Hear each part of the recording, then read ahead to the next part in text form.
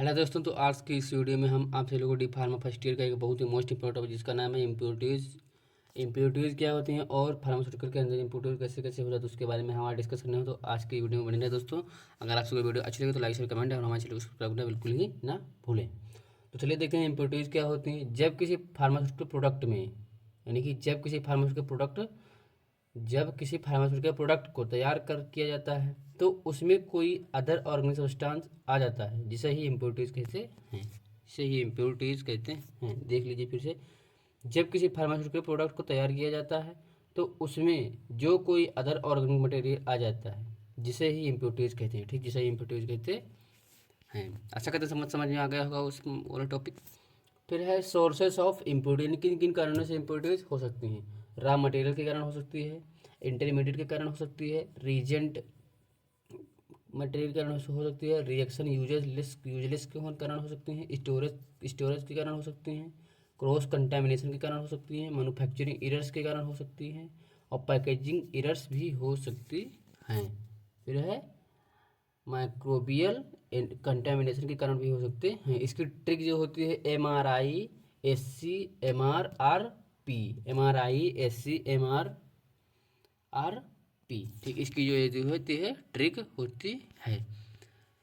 Raw material बोलते हैं कच्चे पदार्थ को। Raw material use in manufacturing, यानी कि जब रॉ मटेरियल का यूज किसी प्रोडक्ट को तैयार करने में किया जाता है।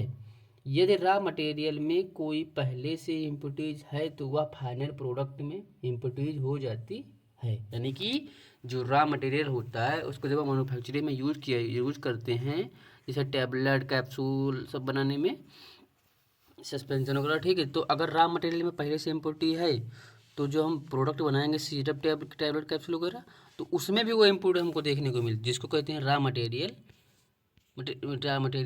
इम्प्योरिटी। ठीक है, इसके एग्जाम्पल होते हैं जैसे कि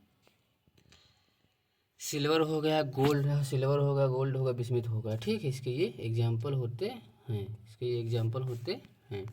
दूसरा है intermediate use in intermediate material use in manufacturing. ठीक है, तो सम टाइम कुछ इंटरमीडिएट प्रोडक्ट के कारण भी फाइनल प्रोडक्ट में इम्प्योरिटी हो जाती है। यानी कि कुछ ऐसे कारण हैं जो इंटरमीडिएट के कारण भी फाइनल प्रोडक्ट में इम्प्योरिटी देखने को मिलती है। ठीक है, फिर ये आप रिएक्शन बनाना चाहें तो बना सकते हैं, ना बनाना चाहें कोई दिक्कत नहीं है। ठीक है, फिर reagent material use in manufacturing. ठीक है, कभी कभी ऐसा होता है जो रीजेंट होते हैं तो उनके कारण भी फाइनल प्रोडक्ट में इम्प्योरिटीज हो जाती है।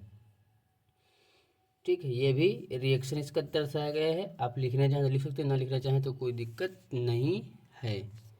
फिर storage material use in manufacturing, हमें प्रोडक्ट को प्रॉपर स्टोर करके स्टोरेज देना है, क्योंकि यदि प्रोडक्ट कोई ऐसे केमिकल के साथ रख दिया जाए जिससे कि वह इंट्रैक्शन कर जाए, हमारा प्रोडक्ट खराब हो जाए। ठीक है, तो उसको इस कारण भी स्टोरेज मटेरियल के कारण भी मैन्युफैक्चरिंग में इम्प्योरिटीज आ सकती है। जैसे एग्जांपल है सैलिसिलिक एसिड ऑइंटमेंट।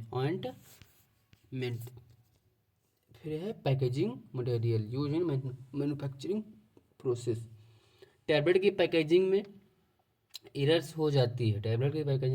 जहाँ पर जो टैबलेट है उनकी मैन्युफैक्चरिंग में कोई एरर्स हो जाती है तो वह इम्प्योरिटीज की तरह ही वर्क करती है। यानी कि जो हम टैबलेट बनाते हैं तो उसमें अगर कोई इम्प्योरिटीज हो जाती है तो वह भी एक प्रकार की इम्प्योरिटीज मानी जाती है। तो आज की इस वीडियो में इतना ही। तब तक के लिए love you, bye bye, take care. अगर आपसे इसका PDF चाहिए तो हमारे टेलीग्राम चैनल की लिंक डिस्क्रिप्शन में प्रोवाइड की गई है, जहाँ से आप टेलीग्राम को ज्वाइन कर सकते हैं और फ्री में नोट्स का फ़ायदा उठा सकते हैं। तो आज की इस वीडियो में इतना, तक love you, bye bye, take care.